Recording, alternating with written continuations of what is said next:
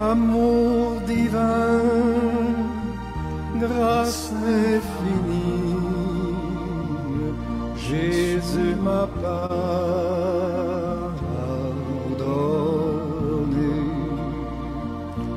Et gloire, amour, bonheur et vie, Jésus m'a tout donné. Jésus m'a tout donné. Selon le Saint-Esprit. Merci, Yahweh. Allons-y. Oui, je sens couler la vie. Je sens couler la vie dans tes paris. Et mon âme ne peut que dire je suis servi. Et mon âme est écrite, je suis servi. Lèvons tous nos mains, je viens t'adorer dans ces lieux dorés. Je viens t'adorer Alléluia. dans ces lieux dorés. Je viens me restaurer. Te dire amour est un bonheur pour moi. La rosée de ta présence me rassure. Alléluia. Et ton amour me libère de mes blessures. Je me sens renaître de tout mon être me reconnaît. Ah ouais. Toi, Seigneur Jésus, le divin Maître. Alléluia. C'est Bella. Come on.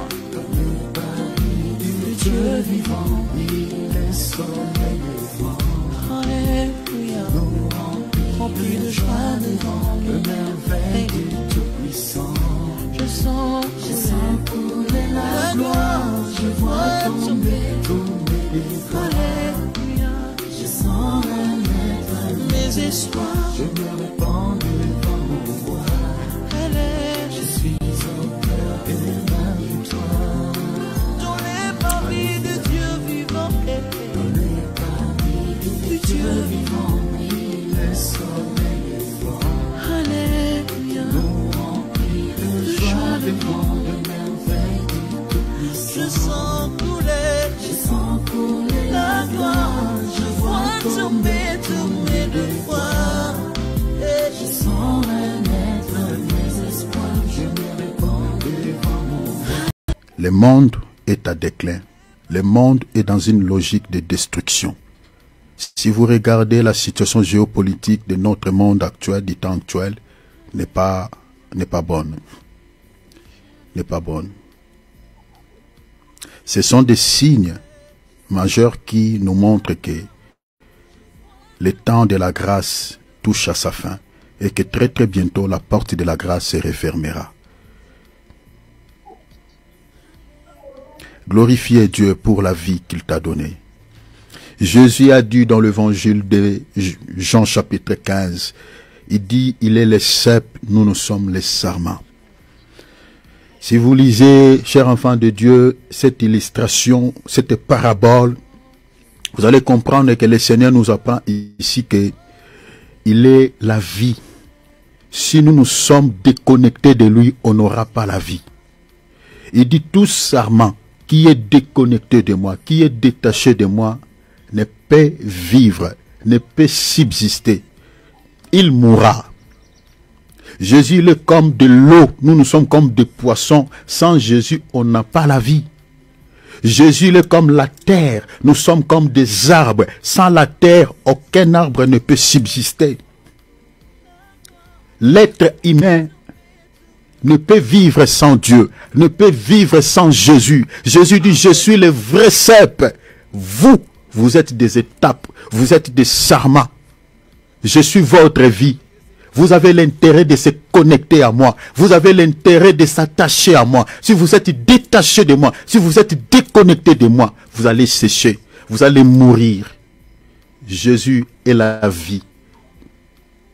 Jésus est la clé du succès. Jésus est la clé de la réussite. Jésus est la clé de victoire. Sans Jésus, il n'y a que des échecs.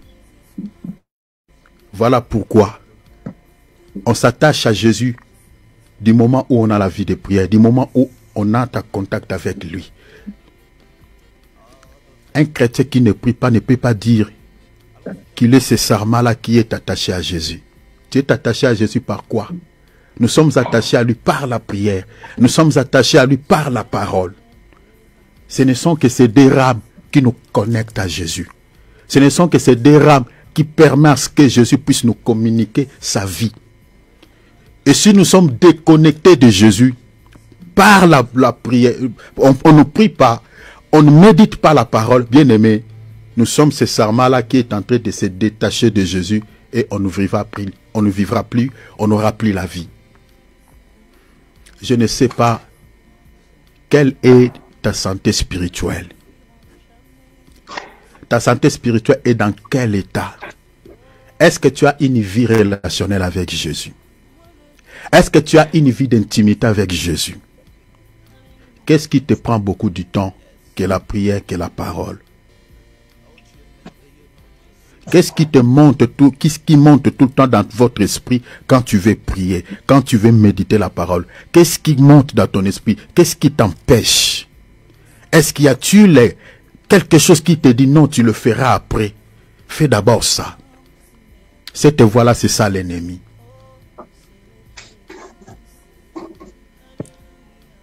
Il y a des chrétiens martes qui s'occupent trop dans la chair, qui se laissent trop dans la charnalité. Il y a des chrétiens martes qui s'inquiètent trop des choses de la vie. Jésus dit à Marthe, Marie, ta sœur, a choisi la bonne part, qui ne lui sera jamais enlevée, qui ne lui sera jamais ôtée. La vie, la parole. Mais Marthe s'inquiétait trop pour des choses charnelles. Ne sois pas chrétien Marthe, mais sois chrétien Marie. Si tu es déjà tombé dans un sommeil spirituel, tu es déjà dans l'assoupissement des sommeils, cet assoupissement des sommeils n'aura aucun avantage sur ta vie, sur le plan spirituel. Parce que l'ennemi sème là où il y a le sommeil. Rappelez-vous de la parabole des livrets. Il n'a pas sémé là où les gens étaient vigilants. Il a sémé là où les gens dormaient. La Bible dit, pendant que les gens dormaient, l'ennemi est venu s'aimer. Il est venu s'aimer, livrer la mauvaise semence. Il est venu s'aimer des soucis. Les gens l'ont remarqué les jours. Des fois, nous sommes surpris, nous sommes déjà touchés par les sorciers. Nous sommes déjà touchés par les démons. Les choses ne marchent plus. On tombe, on est déjà maladif. On est déjà bloqué. L'ennemi sème là où il n'y a pas la prière. L'ennemi sème là où les chrétiens dorment sans prier. L'ennemi sème dans la vie de ces chrétiens-là qui se comparent à un païen. Parce que la Bible dit, réveille-toi, toi qui dors parmi les morts. Les morts sont des païens. Et Christ t'éclairera. Un chrétien qui ne prie pas, il se ressemble à un païen qui dort sans prier, qui se réveille sans prier. C'est ça d'être comparable aux morts. Réveille-toi, toi qui dors parmi les morts, et Christ t'éclairera. Tu veux que tes affaires soient éclairées. Tu veux que ta vie soit éclairée. Tu dois te réveiller de cet assoupissement de sommeil. Dieu ne donne pas sa lumière à n'importe qui ou à un chrétien qui dort profondément sur le plan spirituel. La Bible dit, réveille-toi et Christ t'éclairera. Si tu veux voir vivre la lumière de Dieu dans ce domaine-là qui ne bouge pas, dans ce domaine-là qui ne marche pas, il y a l'intérêt que tu te réveilles de cet assoupissement de sommeil. C'est-à-dire, prie Dieu qui te fortifie, qui te donne la vie de prière, qui te donne la vie de jeûne, qui te donne la vie d'aimer sa parole. Tu ne peux pas finir les 24 heures que Dieu te donne sans lire même un verset biblique. Tu ne peux pas passer tout ton temps que sur les réseaux sociaux. Tu ne peux pas finir toute la journée les 24 heures que Dieu te donne que sur des séries télévisées, que sur la télé. Les 24 heures que Dieu te donne, sa part est à l'intérieur. Sa part est dedans. Alors, prie Dieu. Voici la requête.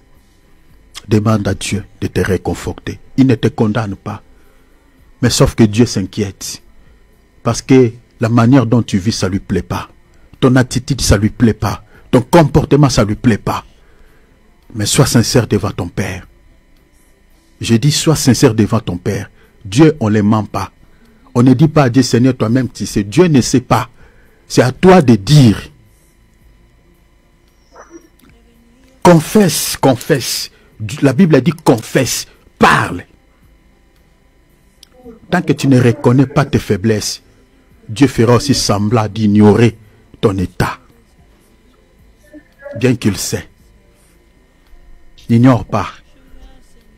Alors parle à ton Père, s'il te plaît. Dis à Jésus, Seigneur, je suis ton fils, je suis ta fille.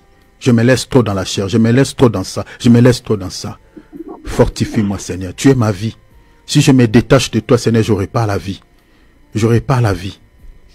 Aidez-moi, Seigneur, à remonter ma foi, à remonter ma vie de prière, à vivre une vie chrétienne, Seigneur, comme nos prédécesseurs, Seigneur, dans la Bible, dans la foi.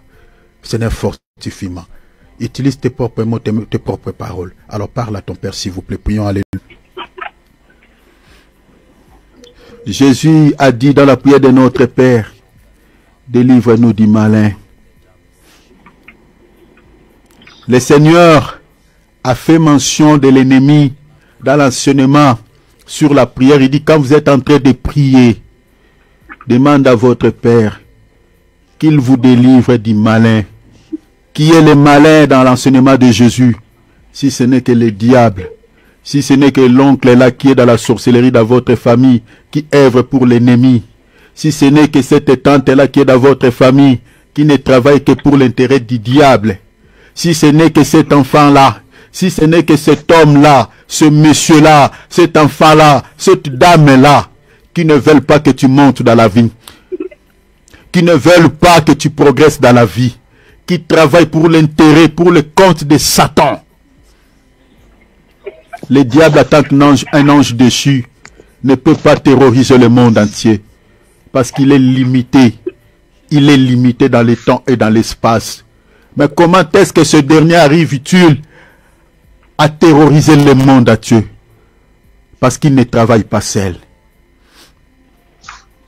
Lorsqu'on l'avait précipité sur la terre, il était descendu avec un tiers des anges. C'est-à-dire, si Dieu avait 9 anges, lui, il était descendu avec 3 anges. Alors que Dieu a des milliards d'anges. C'est-à-dire, le nombre des anges qui avaient suivi le diable dans son égarement est tellement considérable. Voilà pourquoi le monde est dans les chaos. Et ça, ce sont les anges. Au-delà de cela, il y a aussi des hommes en chair et en os qu'on appelle des ivrés. Ils sont nés ivrés. Ils mourront ivrés. Les gens que nous appelons des occultistes, des satanistes, des magiciens, des sorciers qui travaillent pour le compte du monde des ténèbres. Si le monde est tel qu'il est, c'est à cause de ces gens. Mais Dieu ne nous a pas laissé les mains vides. Il nous a laissé dans un monde où le combat est permanent. Tu dois combattre pour ta survie sur la terre. Tu dois combattre si tu veux vivre une vie de paix sur la terre.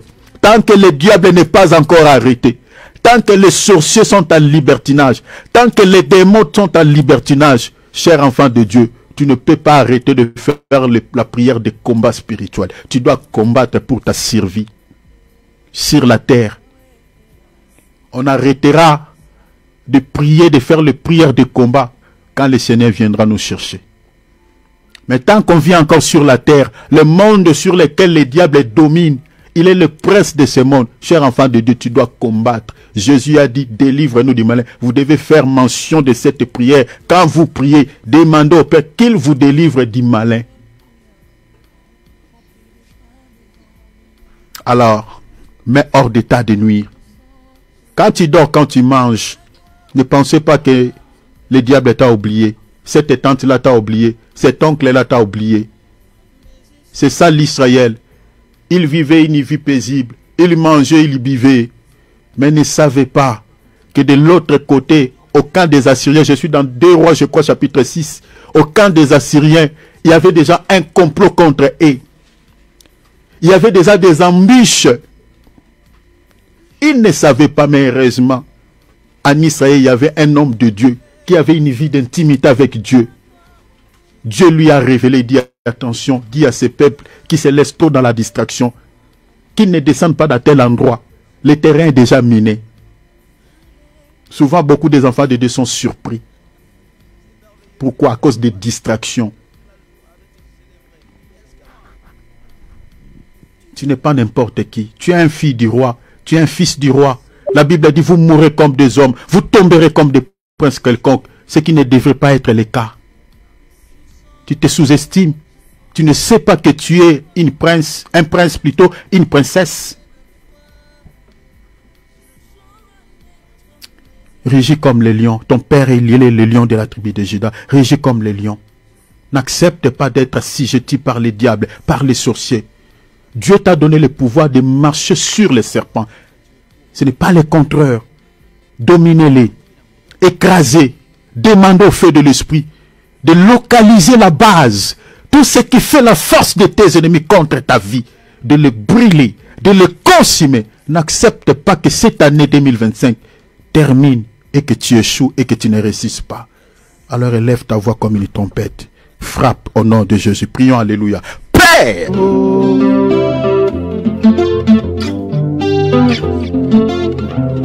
Kola teleminde na kembo Mikela mubiso bifukama Masia nanga zana bongo Naina ninga natina nini Ata mabele fungwami Bipana telemi na banga teo Oya simbinga za makasi Kombo na ye Yesu Kristu Ata mokilembo kondima Oya lobi se yango Eko salema ponanga Mosungi nanga sali kosala Nabanga nino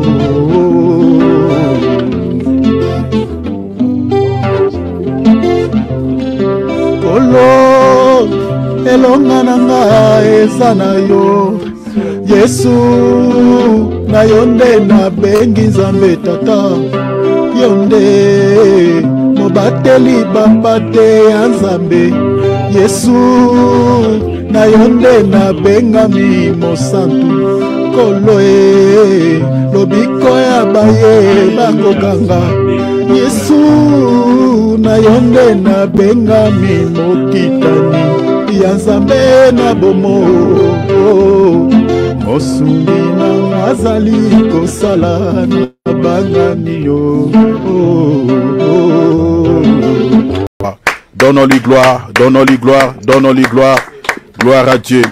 Que le nom de Jésus-Christ soit richement béni. Dieu béni, c'est votre présence, mes bien-aimés. Soyez richement bénis. Que votre Père Céleste vous bénisse tous au nom du Seigneur Jésus-Christ. Prenons nos Bibles, chers enfants de Dieu. Prenons nos calepins.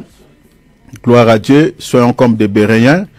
Voilà, ce moment, c'est un moment crucial. C'est vraiment un moment important. Gloire au Seigneur. Mettons nos micros à mode silence, s'il vous plaît. Gloire à Dieu pour protéger notre enregistrement. Merci beaucoup, mes bien-aimés. Notons des points essentiels. Voilà. Donc, si on aura le temps, suivez-moi très bien, chers enfants de Dieu, parce que, comme je nous avais dit, que cet enseignement est lié à notre salut. Cet enseignement est lié à notre vie spirituelle. Au fait, c'est un enseignement fondamental de la foi chrétienne. C'est la raison pour laquelle nous sommes là. C'est à cause de ce que nous sommes en train de dire là. Donc c'est lié à notre foi chrétienne, comme je viens de dire. Alors, il est crucial, il est fondamental de pouvoir suivre cet enseignement avec beaucoup d'intérêt. Notez des points essentiels. Je toucherai certaines portions révélationnelles. Parce qu'il faut aussi grandir dans la foi. Il faut aussi être nourri de la nourriture solide. C'est très important pour que vous quittiez l'étape bébé, l'étape d'un enfant, pour que vous deveniez des hommes faits, comme la Bible nous le demande. Parce que le ciel, c'est pour des hommes faits. Ce n'est pas pour des chrétiens charnels. Alors, nous sommes en train de dire que le salut est un don gratuit de Dieu. Le salut, on ne paye pas, c'est le Seigneur qui a payé pour nous. Parce que le Seigneur s'est donné à la mort, il a payé son propre sang pour nous racheter. C'est ça ce qui est dit dans 1 Corinthiens chapitre 6e à partir du verset 20. Vous pouvez lire également 1 Corinthiens chapitre 7, verset 23. Jésus avait payé un prix pour nous racheter. C'est ça l'œuvre de la croix. Jésus avait payé le prix. Jésus s'est donné comme un don gratuit pour que nous puissions être sauvés. Pourquoi Dieu avait donné Jésus-Christ comme un don gratuit pour sauver son peuple? Parce que souvent nous avons l'habitude de dire que Jésus a été donné comme un cadeau, a été donné comme un don pour sauver l'humanité tout entière. C'est un langage que nous avons l'habitude de dire, mais je peux choquer certaines personnes ici que Jésus ne s'était pas donné à la croix de Golgotha pour sauver l'humanité tout entière. Je parle vraiment dans le sens littéral. Jésus est donné à la mort, s'est donné à la mort. Il a donné sa vie pour sauver un peuple. C'est ça ce qui est dit dans Matthieu chapitre 1er, verset combien? Verset, je crois, verset 14 ou 15, si je m'abuse. Voilà, vérifiez là. Je crois 21, pardon, 21. Vérifiez ça là-bas. La Bible dit, il était venu pour sauver un peuple. Donc, quand les gens disent, voilà, Jean 3,16, car Dieu a tant aimé le monde là, ce n'est pas au sens littéral. C'est très dangereux, bien aimé, de lire la Bible au sens, de manière charnelle. La Bible dit, la lettre tue, mais l'esprit vivifie. Si vous lisez dans 2 Corinthiens chapitre 2e, à partir du verset 13, l'apôtre Paul enseigne à l'église de Corinthe, il dit, nous employons un langage spirituel pour les choses spirituelles. C'est-à-dire, quand on lit la Bible, on lit un passage biblique, on n'emploie pas un langage purement charnel ou un langage, je ne sais pas, purement un langage du monde. Mais on emploie un langage spirituel. Or, pour pouvoir interpréter la Bible avec dans un langage spirituel, il faut que Dieu puisse te prêter sa langue. Parce que vous ne pouvez pas interpréter la Bible sur le plan spirituel si le Seigneur lui-même ne te prête pas son langage. Vous comprenez? Si le Seigneur ne te prête pas son langage, c'est difficile, c'est compliqué. Donc nous employons un langage spirituel pour des choses spirituelles. Jean 3,16 n'est pas le monde auquel nous vivons. Dieu a tant aimé le monde. Le monde là, c'est tout un peuple. C'est ça, Jean chapitre 17. C'est ça, Actes chapitre 15, verset 14. Dieu a jeté le regard vers les nations. Il a récupéré un peuple qui porta son nom. Le monde là, c'est un peuple qui est éparpillé à travers le monde.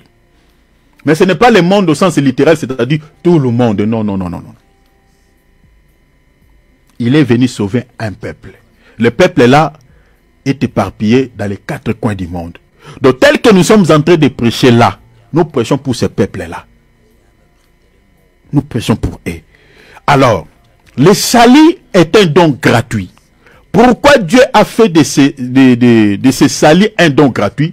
Parce que l'homme ne pouvait pas se sauver de lui-même.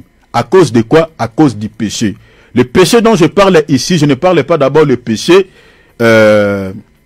au pluriel, mais je parle du péché au singulier, c'est-à-dire le péché d'Adam.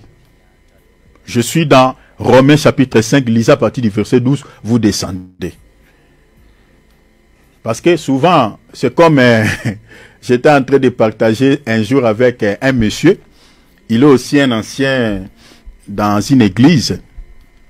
Le débat était tout autour de si les morts-nés seront sauvés. Hein? Vous voyez des enfants qui décèdent dans l'utérus de leur maman ou des enfants qui sortent déjà morts. On dit est-ce que ces enfants-là seront sauvés ou un bébé qui est décédé s'il sera sauvé ou pas.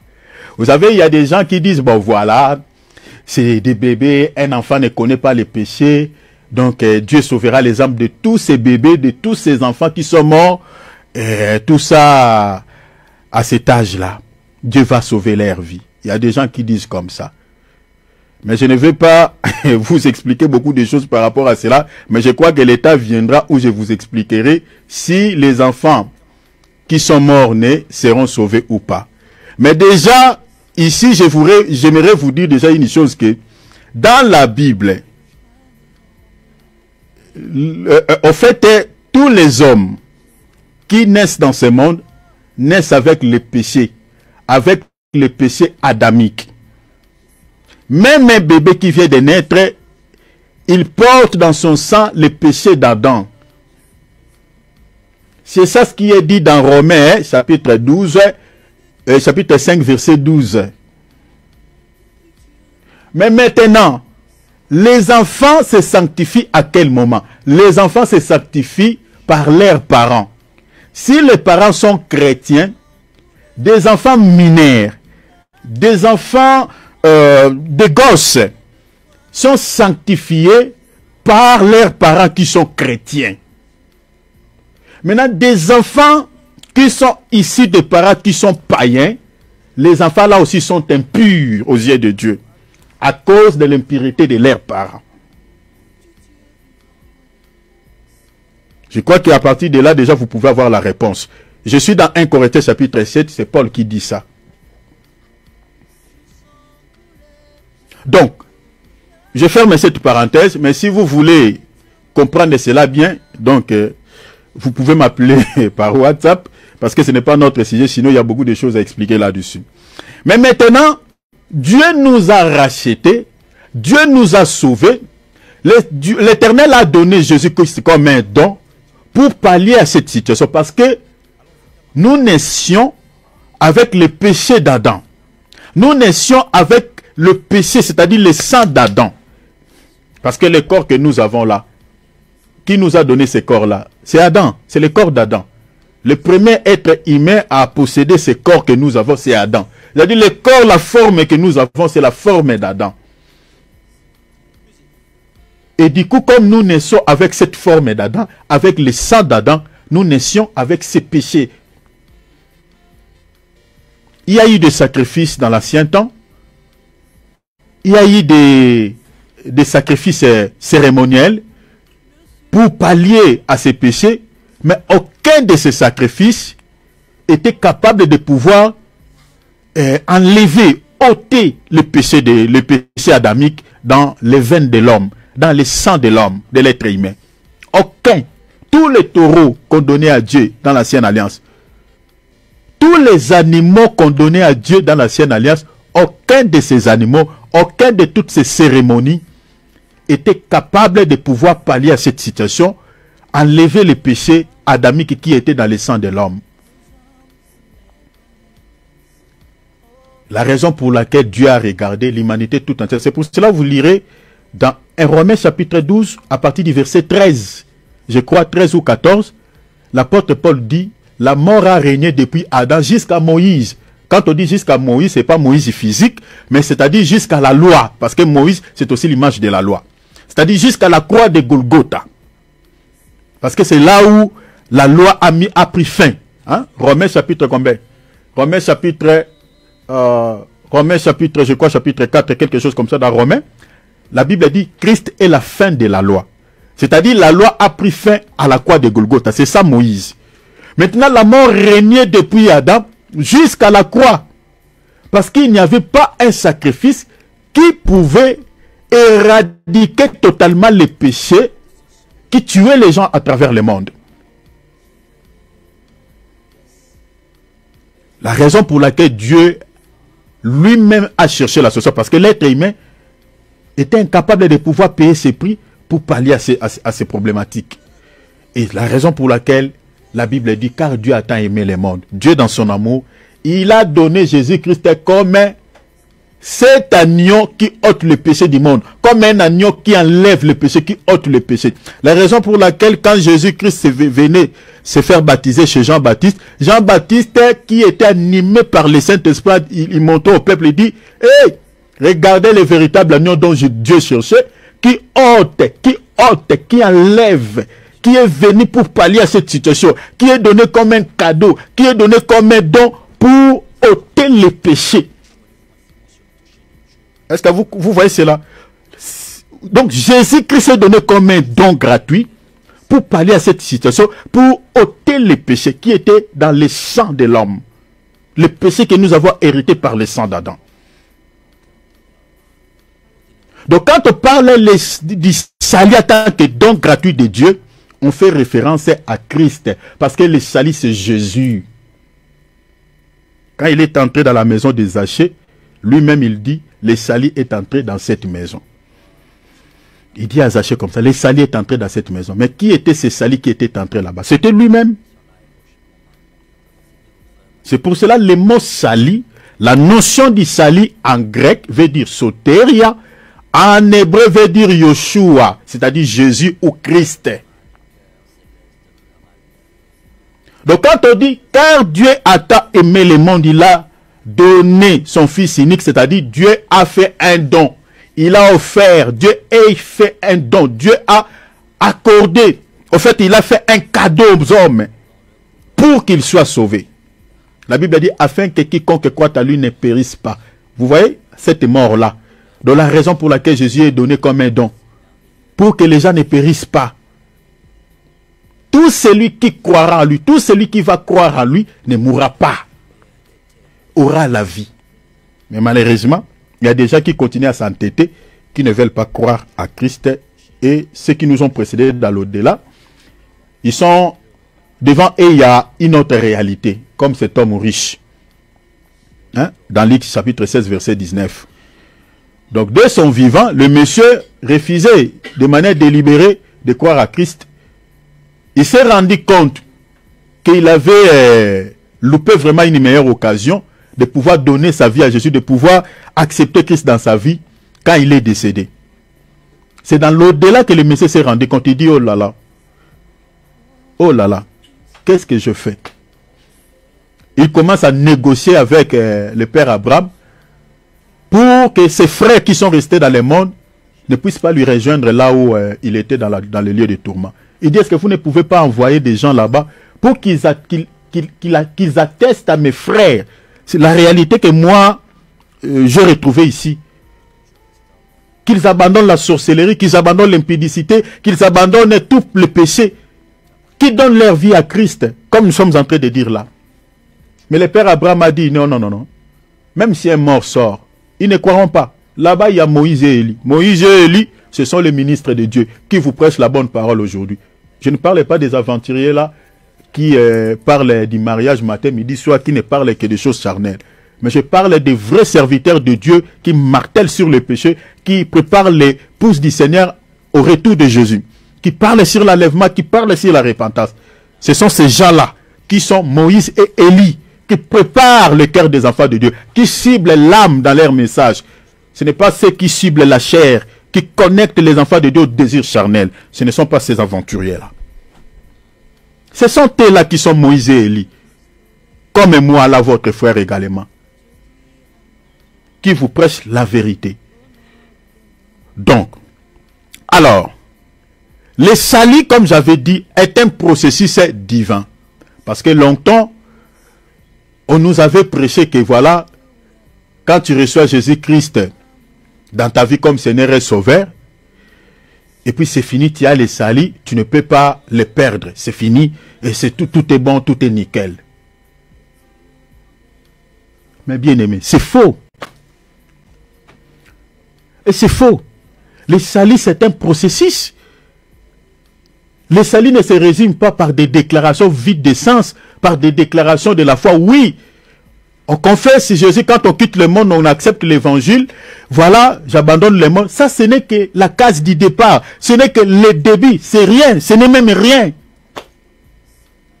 Et le salut, c'est un processus à 3 étapes divines plutôt. C'est un processus divin plutôt en 3 étapes menant à l'enlèvement.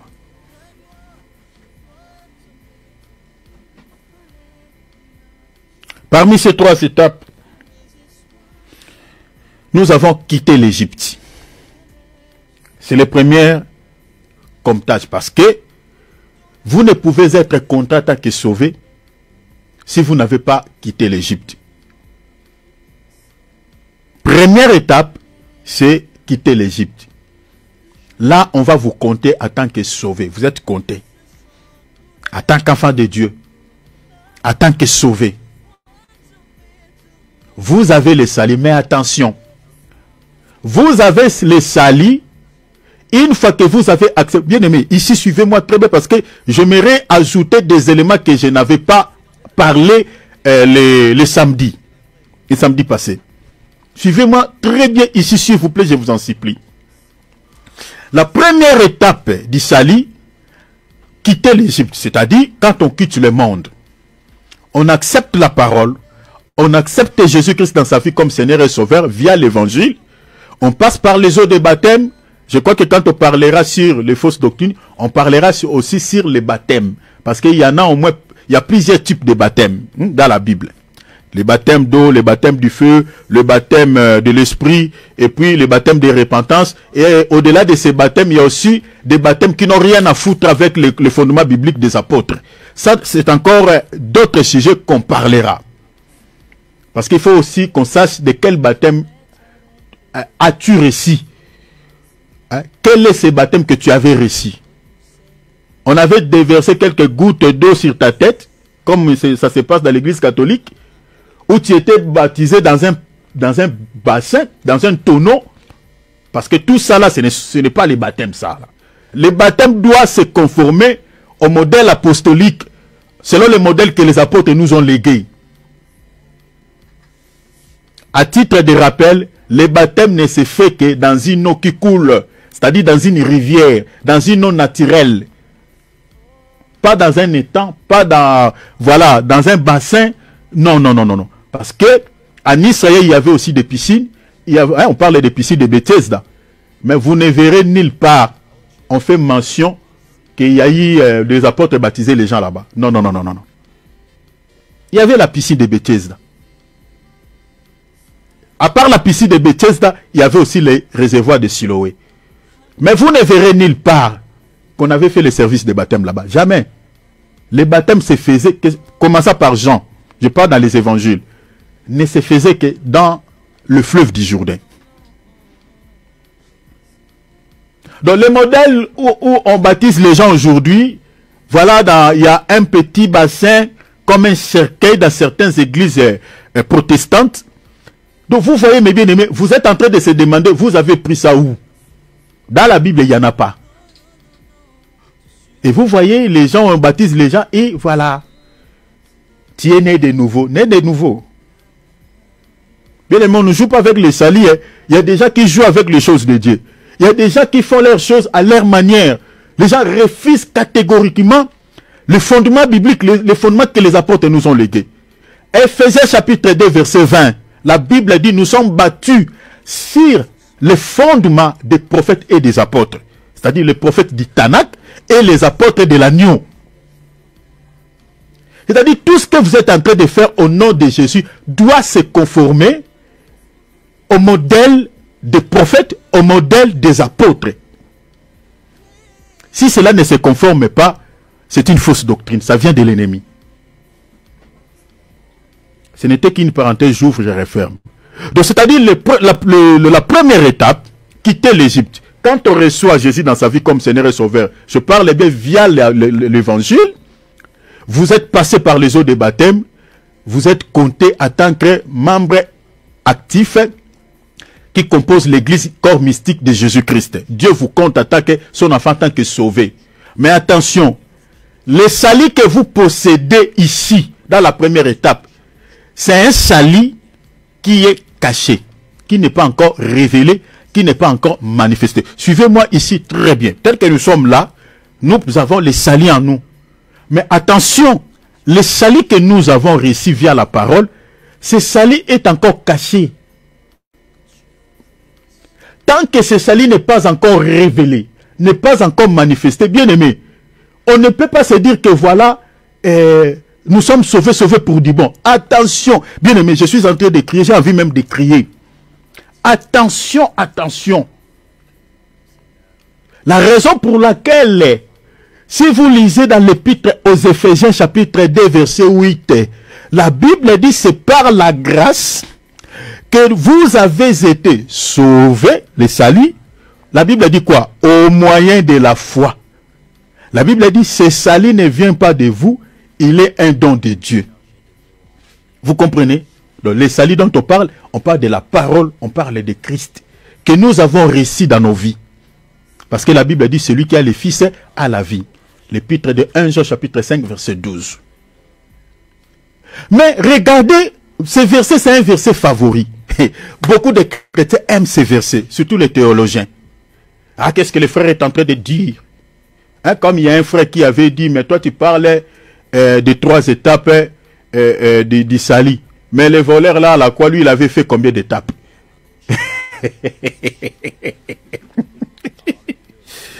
Donc vous voyez, quand les gens comprennent des choses de manière littérale, et c'est comme ça, ça donne ça. Donc, la Bible dit, c'est par la grâce que vous avez été sauvés, au moyen de la foi. Je vais expliquer ces versets un peu aujourd'hui pour enlever, parce que je parlerai de ces versets en profondeur quand je toucherai vraiment sur les deuxièmes points, c'est-à-dire traverser le désert. Je parlerai de cela dans la profondeur à partir de là. Mais je vais enlever quelques ambiguïtés que beaucoup de chrétiens ont dans leur esprit par rapport à ces versets. Parce que la Bible dit quoi? Nous sommes sauvés par la grâce. Par la grâce. Mais les gens laissent les détails.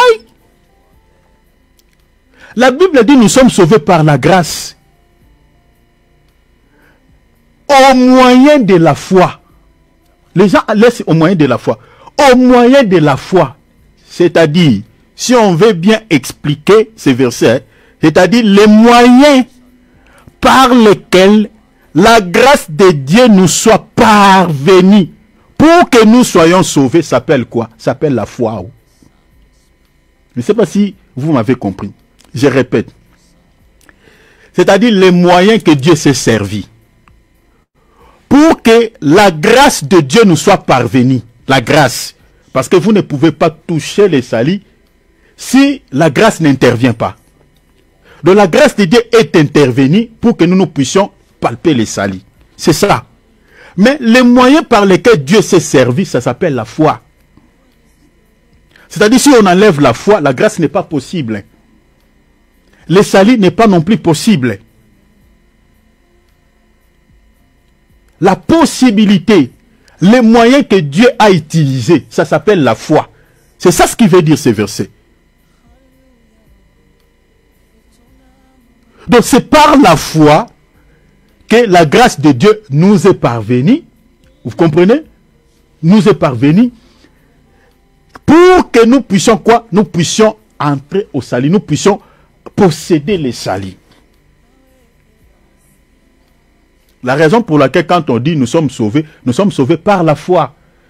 Quand nous disons que j'ai les saluts, nous disons que nous avons les saluts par la foi.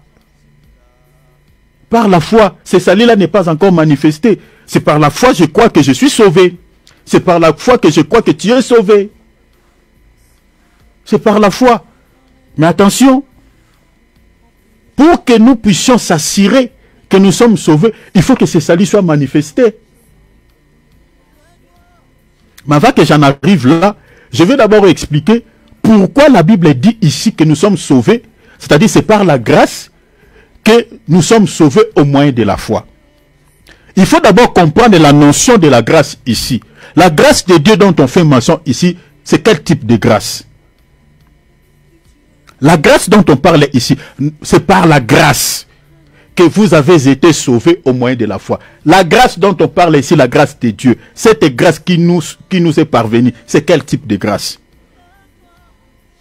Je vous renvoie dans Luc, chapitre 4, lisez les versets 18 à 19. La grâce ici, c'est tout un temps, c'est une période. C'est ça ce qui est dit dans Luc. La Bible dit quoi? Christ est venu inaugurer quoi? Une année de grâce. Est-ce que vous voyez ça? C'est ça la grâce. La grâce de Dieu dont on fait mention ici, c'est une période, c'est le temps, c'est tout un temps, c'est une dispensation. C'est dans cette dispensation que le salut est possible. C'est dans cette dispensation que le salut nous est parvenu. La dispensation de la grâce. Parce qu'il y a d'autres personnes qui pensent que cette grâce, ils prennent cela de manière littérale. Vous voyez, dans le sens de l'encyclopédie. Voilà, c'est comme, voilà, selon la définition que donne l'encyclopédie. Mais loin de là, la grâce de Dieu ici, dont la Bible fait mention que nous sommes sauvés par la grâce, au moyen de la foi. La grâce ici, c'est la période, c'est tout un temps. C'est la dispensation sur laquelle nous traversons. Mais la Bible dit, c'est par la foi, au moyen de la foi. Donc c'est-à-dire, la porte par laquelle tu peux entrer pour bénéficier de cette grâce, afin d'obtenir le salut, c'est d'abord la foi. C'est pour cela que la Bible dit quoi? Celui qui croira sera sauvé. Donc dans cette dispensation, si quelqu'un n'entre pas par cette porte que j'appelle la foi, la grâce de Dieu sera vaine. C'est tout, sera vaine. Parce qu'il y a des gens qui meurent païens dans cette dispensation de la grâce, qui n'acceptent pas, qui ne croient pas. Je ne sais pas si je me fais comprendre. C'est-à-dire, la grâce de Dieu, c'est la dispensation sur laquelle nous traversons. Mais attention, le salut est possible dans cette dispensation de la grâce à tout celui qui croit, à celui qui a cru à Jésus. Si quelqu'un ne croit pas, si quelqu'un rejette au fait la main tendue de Dieu dans cette dispensation, il ne sera pas sauvé. Il ne sera jamais sauvé. C'est ça en fait la pensée de cette écriture. C'est par la grâce que vous avez été sauvés au moyen de la foi. Les moyens par lesquels que la grâce nous est parvenue, ça s'appelle la foi. Donc c'est-à-dire, si tu crois dans cette dispensation de la grâce, avant que la porte de la grâce se referme, si tu acceptes Jésus, tu as le salut, tu as la vie. La raison pour laquelle, quand on accepte Jésus-Christ dans sa vie comme Seigneur et Sauveur, on dit que voilà, je suis sauvé, on peut dire que tu es sauvé. Et tu es compté en tant que membre. Ça, c'est le premier comptage.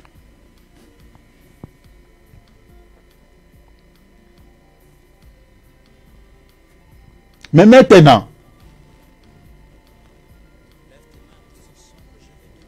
deuxième étape, traverser le désert. C'est le deuxième comptage.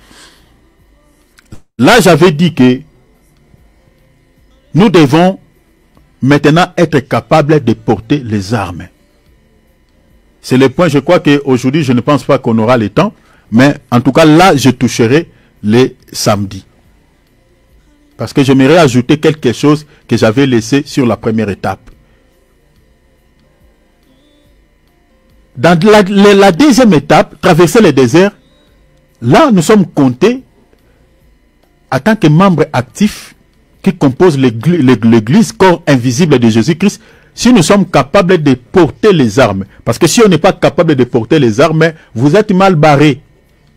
Vous êtes mal barrés. Et c'est ça ce qu'on va expliquer. Et c'est ici qu'on paye les prix pour être enlevé. Parce que les seuls lieux ou les seuls chemins qui séparent l'Égypte et le pays de Canaan, c'est le désert. C'est le désert. C'est un passage obligé. C'est-à-dire, dans un langage spirituel, les seuls lieux qui séparent les mondes, que j'explique l'Égypte, et le ciel, c'est les traversées du désert. C'est-à-dire, c'est les épreuves. La souffrance de la vie chrétienne. Vous ne pouvez pas quitter le monde, aller directement au ciel, si vous n'êtes pas passé dans cette école. Cette école-là, c'est un passage obligé, que vous ne voulez pas, que vous ne voulez ou pas, c'est un passage obligé. Quand on quitte le monde, le Seigneur, avant d'hériter le ciel, le Seigneur te fera passer dans cette école. Tu dois être purifié, c'est là où Dieu nous purifie. C'est dans les épreuves que Dieu nous purifie.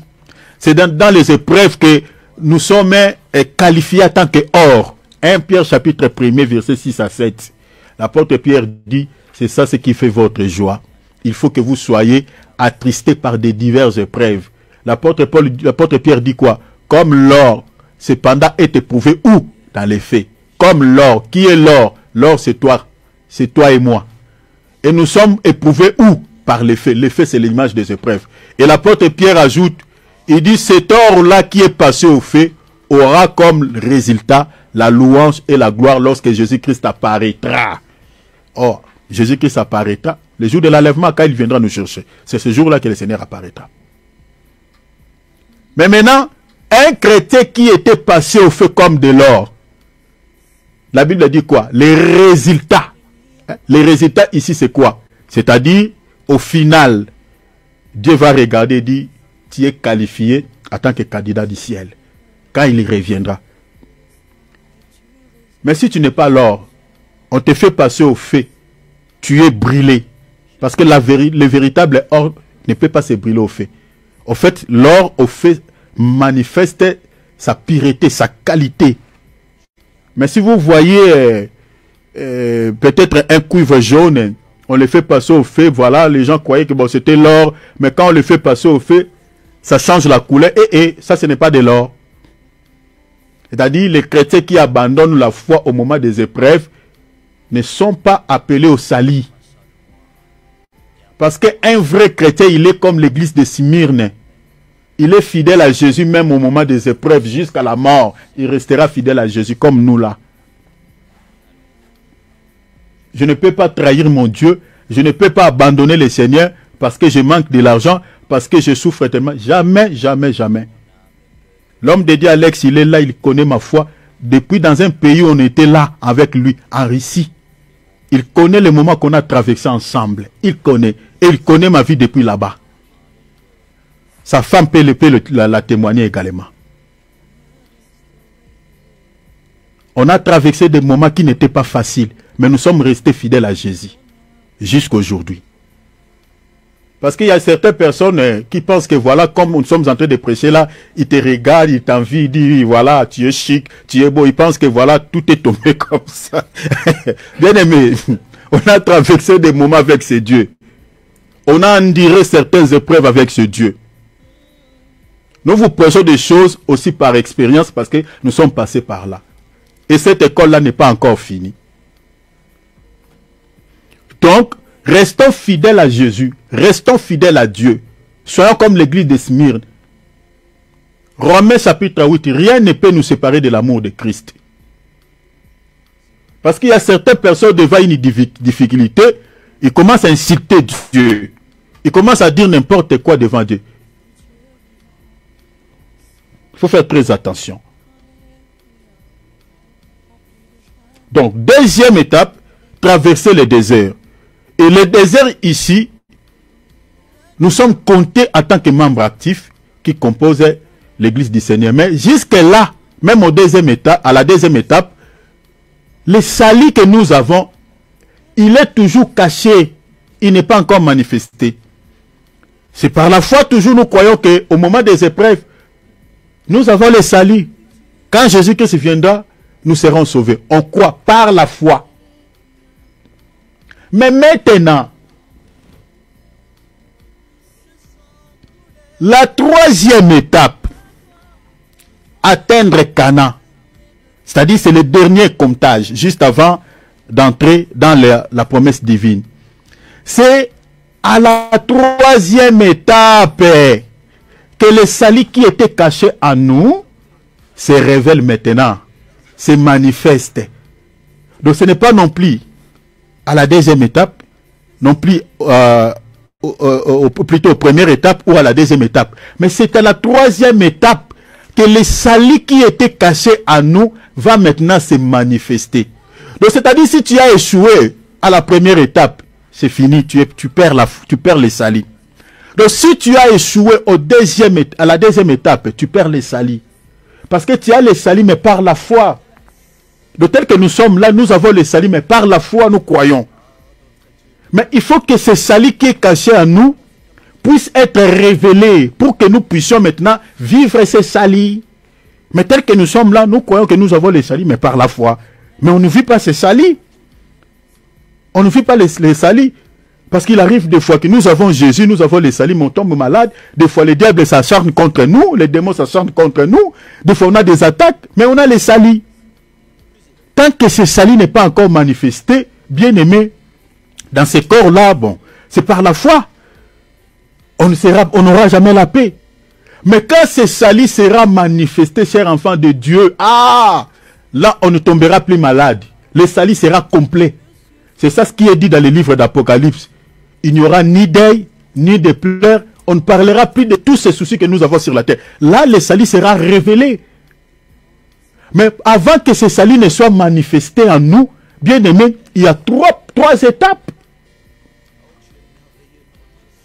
Quitter les Canaan, traverser l'Égypte, avant d'atteindre les Canaan, et plutôt quitter l'Égypte, je parle, traverser le désert, mais avant d'atteindre les Canaan, d'entrer dans le pays de la promesse, que j'explique le ciel, c'est là où maintenant le salut qui était caché à nous va maintenant se manifester. Peut-être il y a certaines personnes qui vont dire, les frères, qu'est-ce qui te soutient à dire cela? Vous êtes en train d'inventer les choses. Je n'invente rien. Lisons la Bible. L'épître de 1 Jean chapitre 3 verset 2. On va lire des passages. Notez, notez. Je pense que mes bien-aimés, vous me suivez bien. Vous êtes là, non? Vous me suivez bien? Oui, oui. Manifestez-vous, hein, s'il vous plaît. Parce que je parle pour vous, s'il vous plaît. Merci mon frère David, merci mon frère Philippe. Voilà. Lisons 1 Jean chapitre 3 verset 2. Regarde, la Bible dit ceci. Mon frère Philippe, est-ce que tu as trouvé, tu peux lire? S'il te plaît. 1 Jean chapitre 3. Prends ton micro s'il te plaît mon frère. Lis s'il te plaît, les bien-aimés attendent. Bien-aimés, nous sommes maintenant enfants de Dieu. Allez mollo mollo. Bien-aimés, nous sommes maintenant qui? Enfants du diable? Non. Enfants des sorciers? Non. Enfants de Dieu, comme nous sommes là. Nous sommes enfants de Dieu, nous sommes contents tant qu'enfants de Dieu. Même un chrétien charnel, il est content tant qu'enfant de Dieu. Chapitre 3. L'apôtre Paul dit, comme des enfants en Christ, je vous donne une idée. Il parle aux enfants en Christ, mais qui sont encore aux mamelles, qui sont encore charnels. Est-ce que vous voyez cela, chers enfants de Dieu? Donc, c'est-à-dire, même les chrétiens charnels, là, sont des enfants en Christ. Nous sommes contents tant qu'enfants de Dieu. Continuez, mon frère. Et ce que nous serons n'a pas encore... Il dit quoi? Ce que nous serons n'a pas encore été manifesté. Ce que nous serons.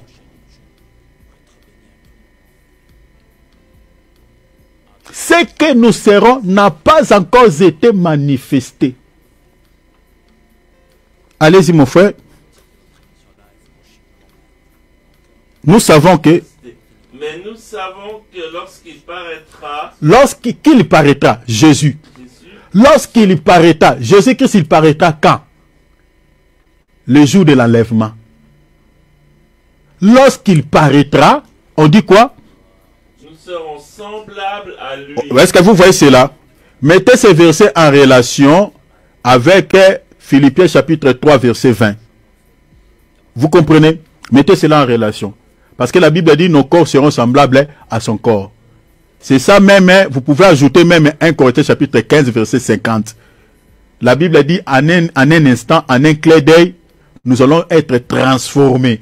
Donc quand nous allons transformer, nous allons porter des corps incorruptibles, c'est-à-dire le corps que Jésus-Christ avait possédé lors de sa résurrection. Ces corps-là, c'est-à-dire un corps matériel mais spirituel. Et c'est ça en fait. La Bible dit lorsqu'il paraîtra, le jour de l'enlèvement. C'est ce jour-là que nous serons semblables à lui. C'est ce jour-là que ce que Paul avait dit dans 1 Corinthiens chapitre 15 verset 50, ça s'accomplira. C'est-à-dire nous serons transformés. Nous serons changés. Nous serons semblables à lui. Nous allons posséder le corps que le Seigneur avait possédé lors de sa résurrection. Le corps incorruptible. Le corps matériel mais spirituel. Les gens pouvaient toucher ce corps-là. C'était un corps spirituel mais matériel. Il était monté au ciel avec ce corps-là. Nous serons semblables à lui le jour de l'enlèvement. Est-ce que vous avez compris la notion du salut par rapport à ces versets? C'est ce jour-là. Continuez mon frère, on dit. Parce que nous serons semblables à lui parce que nous le verrons tel qu'il est. Amen. Parce que nous le verrons tel qu'il est. Vous voyez?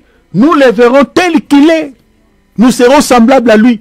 Donc c'est-à-dire le salut que nous avons bien aimé n'est pas encore manifesté. Parce que quand on parle du salut, si vous voulez, le salut c'est la vie éternelle. C'est ça, le salut. C'est-à-dire, c'est une vie sans fin, on ne connaîtra plus la mort. Mais aujourd'hui, tu as Jésus, mais si tu peux tomber malade et puis tu meurs. Hein? Tu meurs. C'est-à-dire, nous avons le salut, mais par la foi. Mais ce salut sera manifesté le jour de l'enlèvement. C'est-à-dire avant d'entrer au pays de Canaan. Maintenant, vous voyez que les gens qui disent que voilà, sauver, sauver pour du bon, sauver pour toujours. Sauver, sauver pour du bon. Sauver pour du bon. Toi, tu quittes l'Égypte et dans le désert, tu commences à vivre une vie en outrance contre Dieu, une vie de dérèglement et tu dis que tu es sauvé pour du bon. Il y a au moins 3 étapes. Le salut ne peut pas se manifester si tu n'es pas passé à ces 2 étapes. Première étape, quitter l'Égypte. Deuxième étape, traverser le désert. Tu as le salut, mais il est caché. Tu as la vie éternelle, mais elle est cachée dans le cœur. Mais cela va se révéler si tu as réussi dans l'examen de Dieu. Si tu as gardé la foi. Si tu étais capable de porter les armes. Si tu étais capable de transporter les arbres, si tu étais capable de traverser le désert. Parce que rappelez-vous, tous les enfants d'Israël qui étaient sortis du pays d'Égypte, beaucoup étaient morts dans le désert. Beaucoup étaient morts. Beaucoup n'ont pas supporté les épreuves, n'ont pas supporté l'école de Dieu. Et plusieurs étaient morts. C'est dans les épreuves que beaucoup de chrétiens insultent Dieu. C'est dans le désert que beaucoup de chrétiens abandonnent Dieu. C'est dans le désert que beaucoup de chrétiens, beaucoup de filles de Jésus vivent dans une vie d'impudicité. Dit, hé Seigneur, dans cette vie, il prend un copain, il commence à prendre les corps qui appartiennent à Christ et il commence à distribuer cela à 2 hommes, 3 hommes. Dans les églises où on ne prêche pas la repentance, où on prêche tout le temps, matin, midi, soir, que sur des choses de la terre. Mais une fille de Jésus qui prie dans cette église-là n'aura pas la crainte de Dieu. Jamais. Jamais, jamais. Bien aimé, dans les épreuves, il faut être fidèle à Jésus. Il faut être fidèle à Jésus. Parce que c'est la dernière étape avant d'atteindre Canaan. Parce que la 3e étape, on compte tous ceux qui ont supporté les épreuves, tous ceux qui ont été capables de transporter les âmes, c'est-à-dire ceux qui ont combattu. C'est ça même la pensée de l'apôtre Paul dans 2 Timothée chapitre 4. L'apôtre Paul dit au soir de sa vie, il dit, je combattis le bon, lisez à partir du verset 7, il dit, je combattis le bon combat de la foi. J'ai achevé ma course. L'apôtre Paul dit, la couronne de la justice m'est réservée. Le Seigneur me la donnera ce jour-là. Non seulement à moi, mais à tous ceux qui auront aimé encore son avènement. L'avènement, c'est-à-dire l'enlèvement, le jour de l'enlèvement. Mais il dit quoi? J'ai combattu le bon combat de la foi, j'ai gardé la foi. Lisez 2 Timothée chapitre 4 à partir du verset 7. Si tu trouves ça, tu peux lire pour les bien-aimés, mon frère. 2 Timothée chapitre 4, lisez à partir du verset 7. Tu dois être capable de transporter les armes. Dans la vie chrétienne, bien-aimé, tu n'es pas épargné au combat de la foi. Si tu veux être épargné, allez chez les musulmans. Allez chez les kintoadistes. Allez chez les bouddhistes. Là, tu seras épargné. Mais avec le Seigneur, tu veux vivre auprès du Seigneur un jour. Il y en a au moins 3 étapes. J'ai combattu le bon combat, j'ai achevé la course, Ok. j'ai gardé la foi. Ah, tu peux même t'arrêter là. Tu vas continuer. J'ai combattu les bons combats. L'apôtre Paul, il était aussi un homme capable de porter les armes.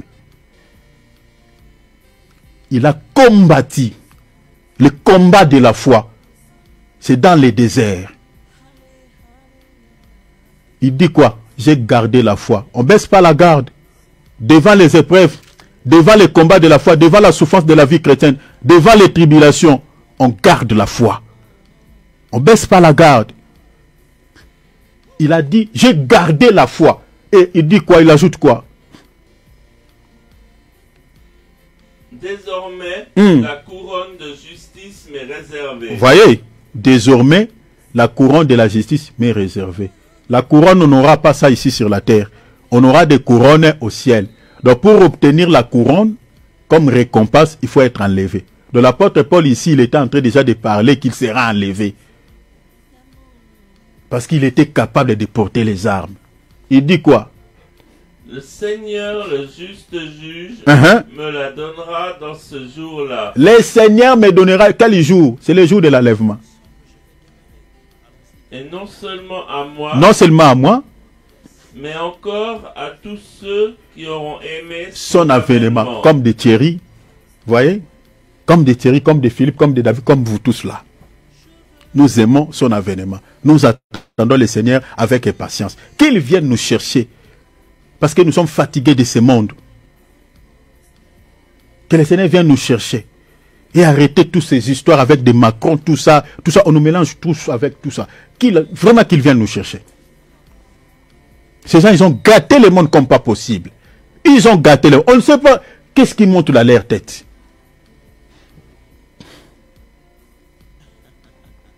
Donc, dans Hébreux chapitre 3, verset 6, la Bible dit, Christ a été fidèle comme fils à la tête de sa propre maison.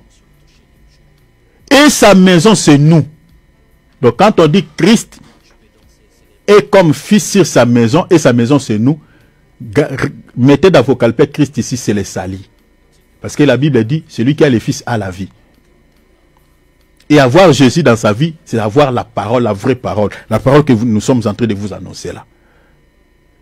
Mais cette parole est un sali.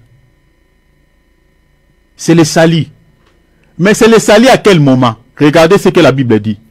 La Bible dit, pourvu que nous retenions fermement jusqu'à la fin la profession ouverte de notre foi. Vous voyez, hein?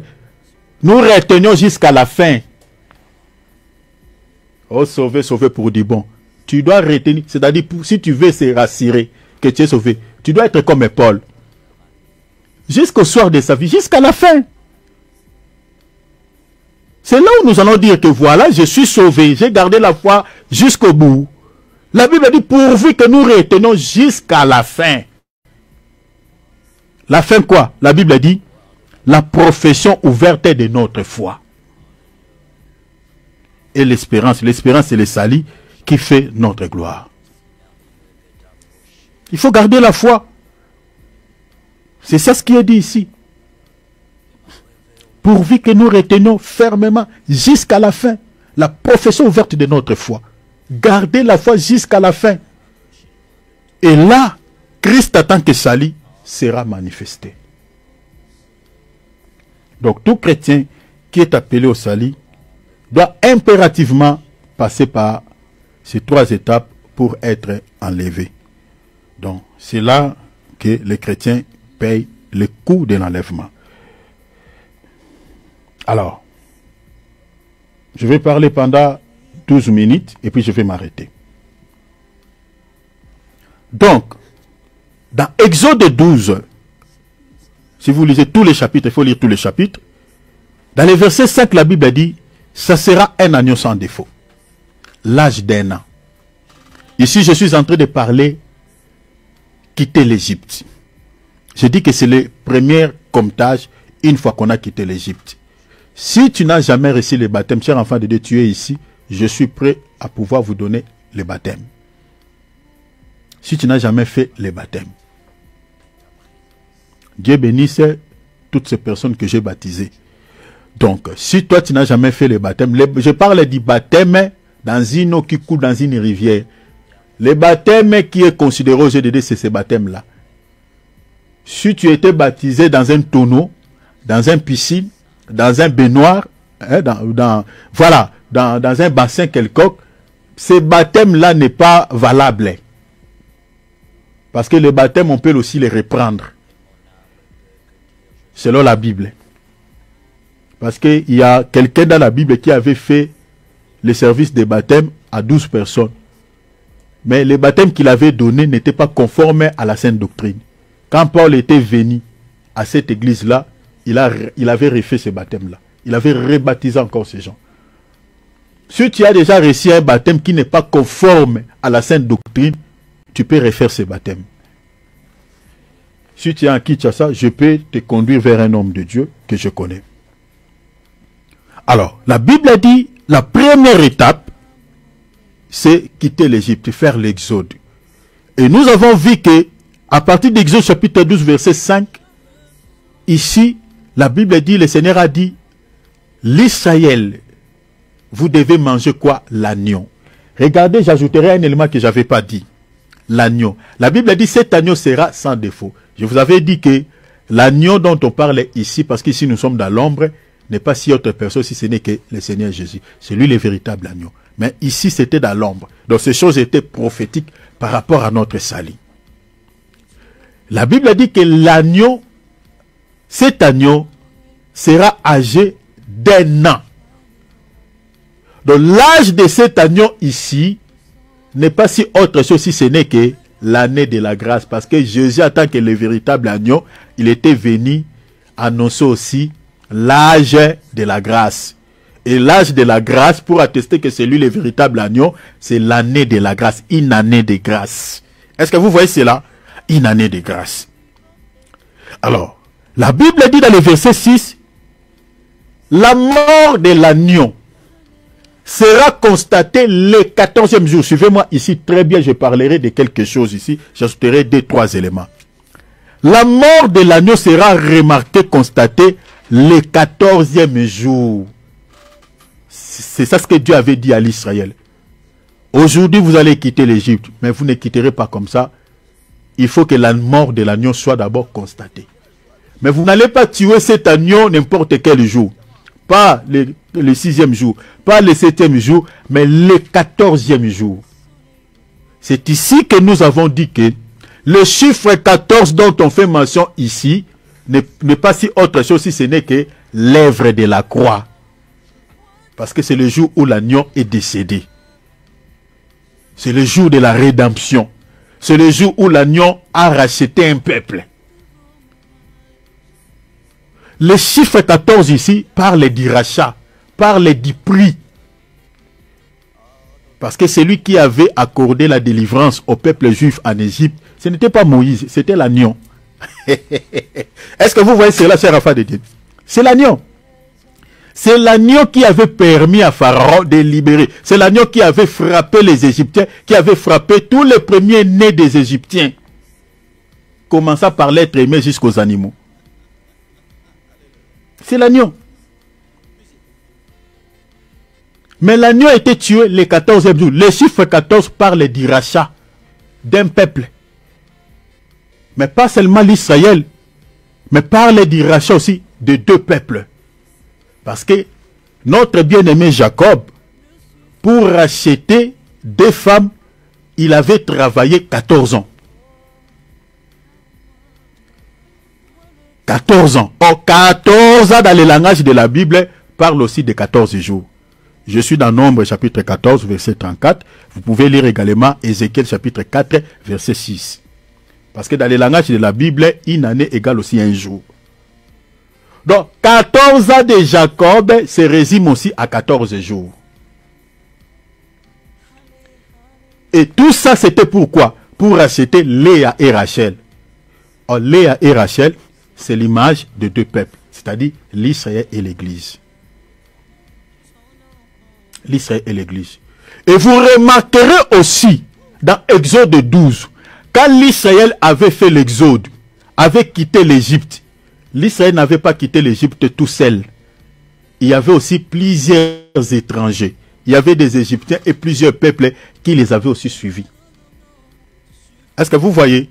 Donc la mort de cet agneau ici n'avait pas accordé seulement la délivrance à l'Israël. Parce que quand on lit la Bible, souvent on dit « Ah, Dieu avait délivré l'Israël ». Dieu n'avait pas délivré pas seulement l'Israël. Mais il y avait aussi d'autres nations qui étaient délivrées de Pharaon, qui étaient délivrées entre les mains de Pharaon, qui avaient suivi l'Israël, le Dieu d'Israël. Attendez, on va lire ça. Regardez, regardez, lisons. Lisons Exode, Exode 12, 38. Je suis dans la traduction français courant.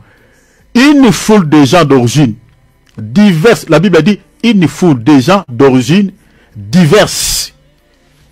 Donc on ne parlait pas des Égyptiens, on dit diverses.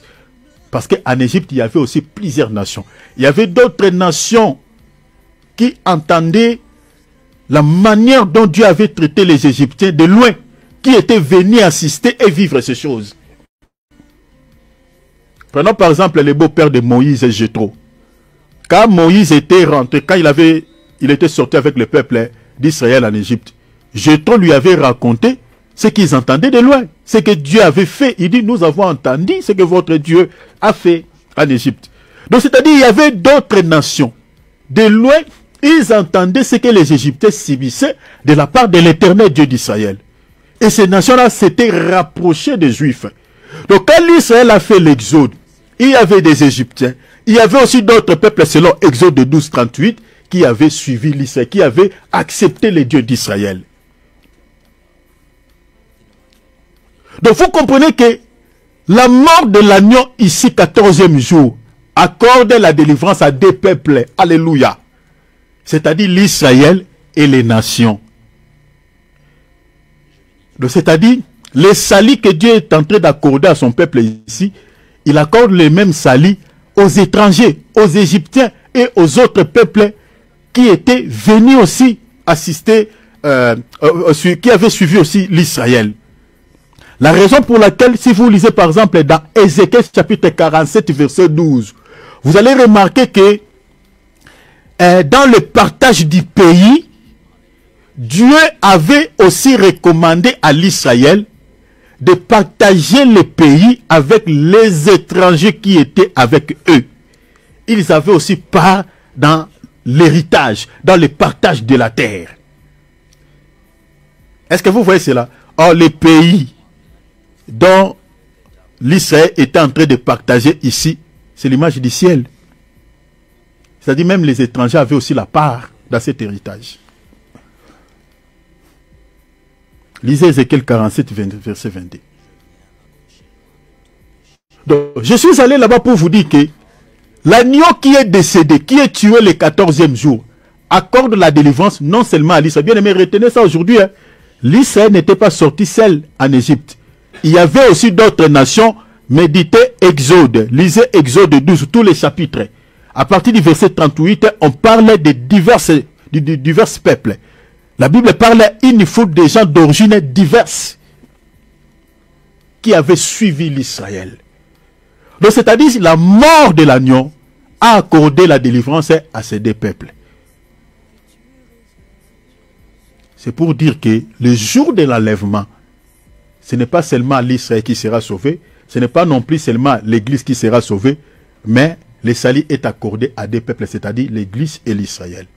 C'est ça ce qui est dit dans Éphésiens, chapitre 2. Vous lisez à partir du verset 12, vous descendez jusqu'au verset 18. La Bible dit, il est venu annoncer la paix à ceux qui étaient loin et à ceux qui étaient près. Ceux qui étaient loin, c'est-à-dire les nations, ceux qui étaient près, c'est-à-dire l'Israël. Et la Bible dit, de deux, il n'en a fait qu'un. Vous voyez? Donc quand le Seigneur viendra chercher l'Église, il ne viendra pas chercher des femmes ou des peuples, mais les deux, le Seigneur le fera une seule femme. Est-ce que vous voyez cela? Donc vous comprenez que en Égypte, Dieu avait accordé le salut à ces deux peuples. Donc le chiffre 14, je dis que c'est le chiffre qui intervient pour accorder la délivrance à ces peuples-là. Mais le Seigneur leur dit dans les versets, je lis le verset 6, il dit, vous les garderez jusqu'au 14e jour. Et le Seigneur dit, je suis dans les versets, je lis directement les versets 6. Il dit, cette même nuit, on en mangera la chair rôtie au feu, on la mangera avec des pains sans levain et des herbes amères. J'avais expliqué beaucoup de choses ici. L'Israël avait fait l'exode, c'était la nuit, ce n'était pas le jour. Si vous descendez un peu en bas, vous allez voir que c'était au milieu de la nuit que Dieu avait accordé la délivrance à son peuple au pays d'Égypte. L'Israël était sorti du pays d'Égypte au milieu de la nuit. Or, ces choses par rapport à nous est prophétique. C'est-à-dire, nous allons quitter l'Égypte que j'explique le monde, bien aimé, au milieu de la nuit. Le milieu de la nuit ici, ce n'est pas au sens littéral. Le milieu de la nuit ici, c'est-à-dire, c'est la fin des temps des nations. La porte de la grâce se refermera. La grâce que nous avons aujourd'hui, de pouvoir recevoir le salut, de pouvoir accepter Jésus-Christ via l'évangile, il y a un temps où la porte de cette grâce se refermera. Donc ça sera minuit, ça sera le milieu de la nuit. Vous lisez Matthieu chapitre 25, le Seigneur parlait de la parabole des 10 vierges. L'époux était venu quand? Au milieu de la nuit. Une fois qu'il cria, allez à sa rencontre, au milieu de la nuit. C'est-à-dire, c'est le temps où la porte de la grâce se referme, c'est-à-dire la fin des temps de la grâce. Mais j'avais dit aussi que dans la prophétie, le milieu de la nuit, c'est la fin des temps d'un peuple et c'est le début des temps aussi d'un autre peuple. Vous comprenez? La fin des temps d'un peuple, parce que le milieu de la nuit sépare 2 jours. Sépare la fin des temps d'un jour et le début des temps d'un autre jour. C'est ça le milieu de la nuit.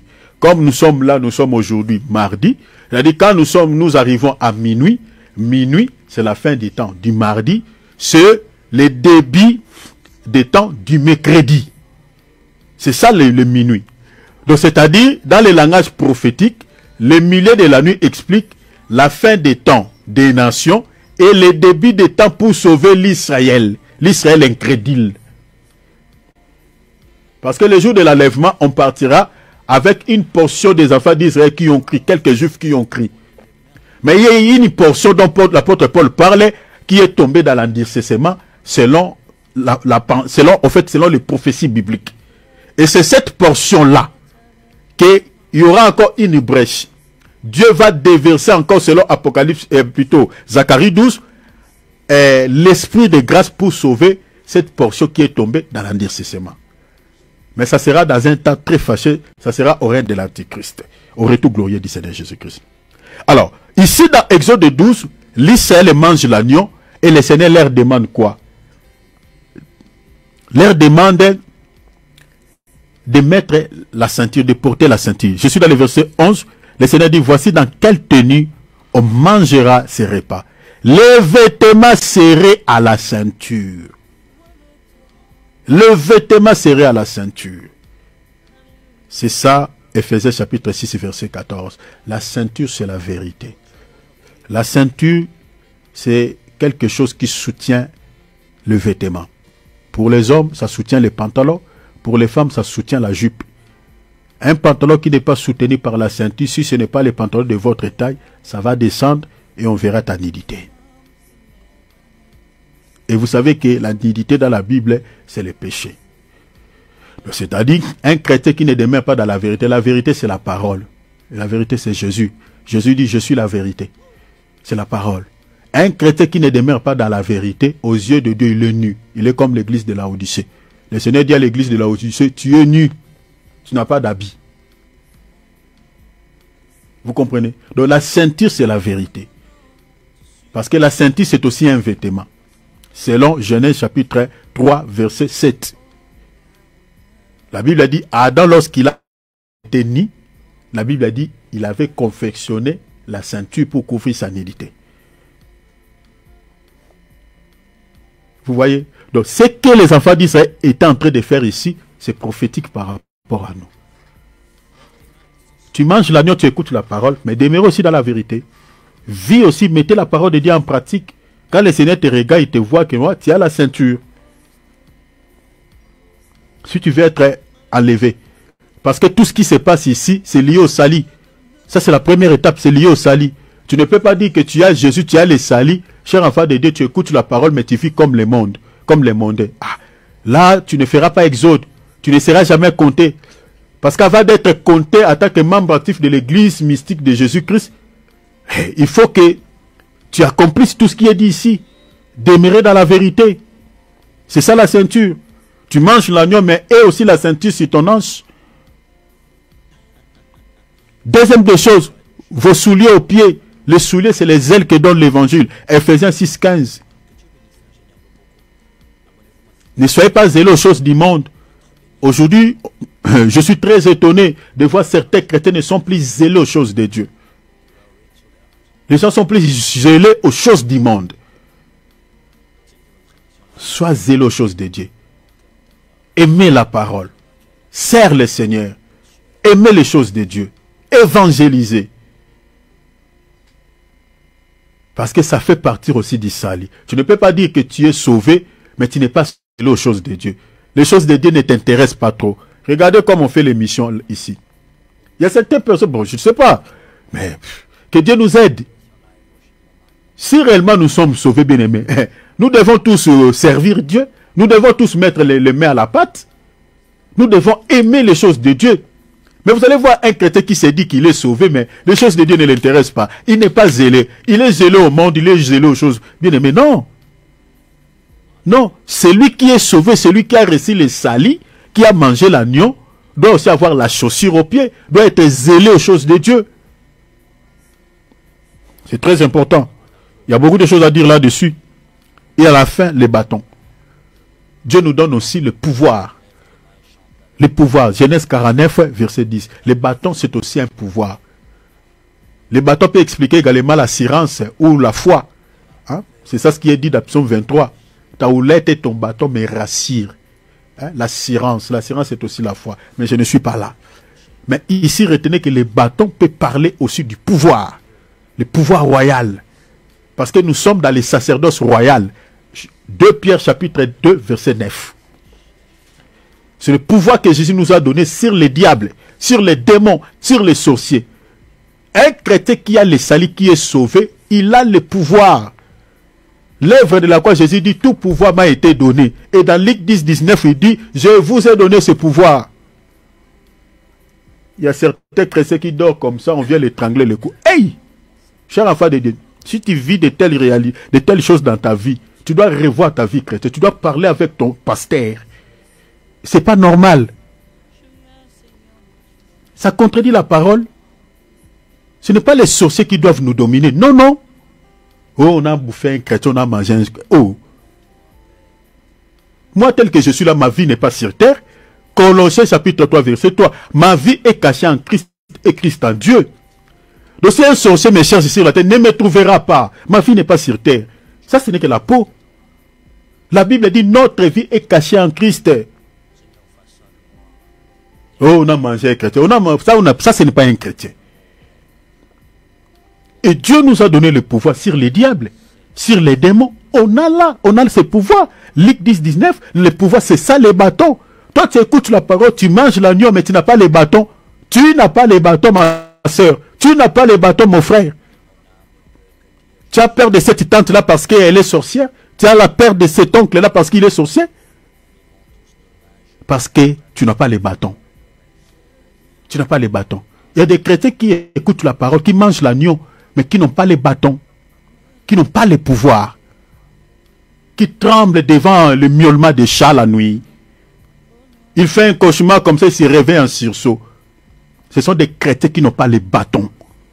Ici, Dieu a dit à l'Israël, vous êtes en train de manger l'agneau, mais ayez vos bâtons à la main. Les bâtons, c'est le symbole de pouvoir. Genèse 49, verset 15. Le symbole de pouvoir royal. Nous sommes dans les sacerdoces royales. Un chrétien qui vit dans cette dispensation doit avoir ce pouvoir.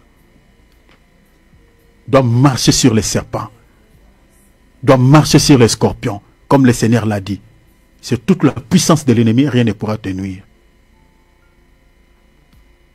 Et le Seigneur a dit à la fin, vous mangerez cet agneau avec le pain sans levain. Le pain levé, c'est l'image de l'enseignement qui n'ont rien à foutre avec la doctrine des apôtres. Le Seigneur a dit aux enfants d'Israël, il dit attention avec les levains des pharisiens. Il faisait allusion à l'enseignement des pharisiens. Aujourd'hui, nous avons des pharisiens du temps moderne qui nous prêchent n'importe quoi, qui sont ennemis de la croix de Christ. Si vous êtes dans une assemblée où on vous prêche un message qui ne se limite au niveau du corps, au niveau de la chair. Chers enfants de Dieu, vous êtes dans une salle d'attente qui va vous amener en enfer. Un vrai ministre de Dieu qui est mandaté par le Seigneur, dans son message, il ne cible pas la chair. Oh. Retenez ça, il ne cible pas la chair. Quand vous êtes en train d'écouter les messages bien-aimés, écoute bien ce qu'on vous dit. Hein. Ça touche l'âme ou ça touche la chair. L'objectif de ces serviteurs de Dieu, c'est la chair ou l'âme. Si on vous prêche tout le temps les messages qui vous caressent au sens du poing, qui ne touche que la chair, bien-aimé, vous resterez. L'objectif de tout ministre de Dieu, son évangile, c'est de cibler l'âme. Jésus est venu, Jean-Baptiste était venu avant Jésus. Il a prêché sur la repentance. Matthieu 3:3. Repentez-vous car le royaume des cieux est proche. La repentance est liée au royaume. Vous êtes dans une église où on ne vous prêche pas sur la repentance, c'est-à-dire on vous ferme la porte du ciel, comme les pharisiens. Jésus a dit aux pharisiens et aux scribes, il dit, vous fermez aux hommes la porte du ciel et vous-même, vous n'êtes pas entrés. Il fermait comment? Par l'enseignement. L'enseignement des pharisiens ne pouvait pas accorder les gens accès au ciel. Pourquoi? Parce qu'ils ne prêchaient pas sur la repentance. Dans Matthieu 4:17, Jésus, lorsqu'il a commencé son ministère, il a prêché sur la repentance. Les apôtres n'en parlons pas. Un serviteur de Dieu qui vient au nom de Jésus, mais il ne marche pas sur les traces du Seigneur. Et l'apôtre Paul dit, moi, je suis imitateur de Christ. Je suis imitateur de Christ. L'évangile que l'apôtre Paul a prêché, c'est le même évangile que le Seigneur avait prêché. Et toi, tu es ministre de Jésus, mais tu prêches un enseignement qui n'a rien à foutre avec les enseignements de Jésus.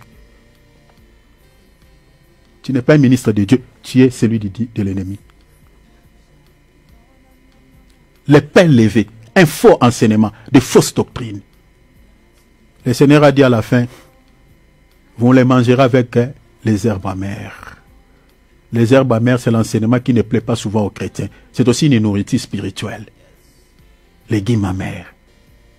Quand on vous prêche sur la repentance, quand on vous parle sur les péchés, quand on vous parle sur l'enfer, c'est l'évangile qui ne plaît pas souvent aux chrétiens. Dans les églises où on prêche souvent ça, souvent, il n'y a pas beaucoup de monde. Il n'y a pas beaucoup de monde. Comme nous sommes là, il y a combien qui nous suit? Pourquoi? Peut-être c'est à cause de ce que nous disons. Là où on prêche tout le temps la repentance, c'est ça les légumes amers. Là où on prêche tout le temps sur les péchés, c'est ça les légumes amers. Ça ne plaît pas. Les enfants d'Israël n'ont pas seulement mangé l'agneau. L'agneau, la viande, c'est la partie sucrée, c'est quelque chose de sucré. Quand vous parlez sur les succès, c'est bien bon. On veut aussi recevoir les succès dans certains domaines qui ne bougent pas. Quand vous prêchez sur la réussite, sur les 4 clés de la réussite, c'est bien, ça c'est la viande. Ça fait plaisir quand on attend ça. C'est la viande. Mais attention, le sucre, s'il y a trop de sucre dans le corps, ça donne la maladie. Le taux de glycémie sera très élevé. Il y a beaucoup de chrétiens qui sont des diabétiques. À cause quoi? Parce qu'ils mangent trop la viande. Il faut mélanger aussi le sucre avec tout ce qui est amer. Pour que vous ayez la bonne santé. Sans la sanctification, la porte du ciel est fermée. Personne ne verra Dieu. Vous voyez, hein? La sanctification. Quand on vous parle sur l'impudicité, tu vis avec un copain, tu tombes tout avec lui dans l'impudicité. Tu iras en enfer. En enfer. Peu importe la souffrance, ma sœur, ferme tes jambes. Mon frère, ferme ton étirette. Crains Dieu.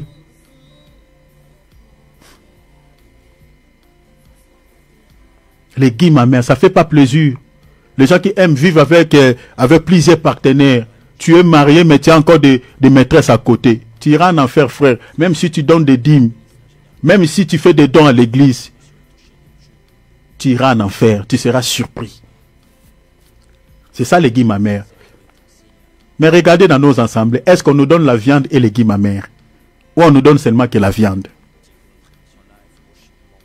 Les guimes amères. C'est l'évangile qui peut sauver nos vies. C'est bien pour la santé. Bien aimé, vous savez que si tu manges beaucoup plus de choses qui sont amères, tu auras une bonne santé. C'est bien pour le pancréas. C'est bien pour ta santé sur le plan physique. C'est pareil sur le plan spirituel. Si on vous prêche un évangile qui est lié à votre salut, physiquement, ça ne te plaira pas. Mais spirituellement, ça sera quelque chose de bien pour ta santé spirituelle. Désolé, parce que j'ai débordé, je déborde toujours. Donc, je m'arrête ici. Le samedi, je lirai directement, je vous montrerai, à partir du verset 29, on va commencer par là. Vous allez voir comment est-ce que le Seigneur avait fait le comptage. Il a dit à Moïse, tu vas compter. Moïse a compté le nombre des enfants d'Israël, après avoir mangé l'agneau. Mais il y a une portion où je vous parlerai, parce que je parle ici que c'est l'agneau qui a permis au peuple de faire l'exode. Mais dans un autre verset, vous allez remarquer que le Seigneur a dit, c'est par ma main que je vous accorderai la délivrance. C'est comme s'il y a une contradiction, mais je vous expliquerai quelque chose sur le plan révélationnel par rapport à cela. Est-ce que c'est la main de Dieu qui avait accordé la délivrance au peuple ou c'est l'agneau? On va vous expliquer après. On va ajouter d'autres éléments avant de toucher sur le deuxième point, traverser le désert. Et là, je vais vous expliquer beaucoup de choses. Traverser le désert. Donc les samedis, ne manquez pas. Je vais vous expliquer beaucoup de choses, ce que c'est traverser le désert. Parce que c'est là où beaucoup de chrétiens abandonnent Jésus. C'est là où beaucoup de chrétiens sont devenus des chrétiens charnels, c'est-à-dire des religieux.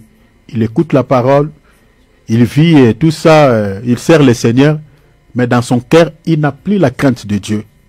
C'est dans les déserts que beaucoup de chrétiens ont abandonné la foi. Ce sont des chrétiens qui ne seront jamais sauvés. Souffrez un peu le samedi, on va vous expliquer la vérité, rien que la vérité. Je vais vous donner beaucoup plus les herbes amères. Souffrez, mais ça c'est bon pour votre santé. Un jour, vous vous rappellerez de tout ce que nous sommes en train de prêcher ici. C'est pour votre bien que nous faisons cela. Ouvrons nos micros, nous allons prier. Bénis le Seigneur qui a permis que tu puisses écouter ces messages. Demande à Dieu de tout ton cœur. Mettez ton orgueil à côté. Sois comme un enfant. Le royaume des cieux est semblable à ceux qui sont devenus comme des enfants. Ceux qui ont humble de cœur. Le royaume des cieux pour ces gens-là. Dieu n'a pas besoin des orgueillés. Il fait grâce aux humbles. Sois comme un enfant. Humilie-toi. Humilie-toi devant le Seigneur. Si tu sais que dans ton cœur tu ne vis pas bien, répands-toi. Tu as les salis, mais ce salis n'est pas encore manifesté. Il y a des étapes que tu dois franchir. On a lu tout à l'heure. Il y a un temps où ce salis sera manifesté. C'est comme si on t'a promis quelque chose. On te dit c'est déjà à toi, mais tu n'as pas encore obtenu cela. C'est ça la notion du salut aujourd'hui. C'est par la foi que nous croyons. Mais nous allons nous rassurer que nous sommes sauvés quand ce salut sera manifesté. Alors si tu ne vis pas bien, répands-toi. Répands-toi, Dieu t'a parlé. Je ne suis qu'un instrument. Regarde ta vie d'intimité avec Dieu. Qu'est-ce qui t'empêche de vivre ta foi comme il faut?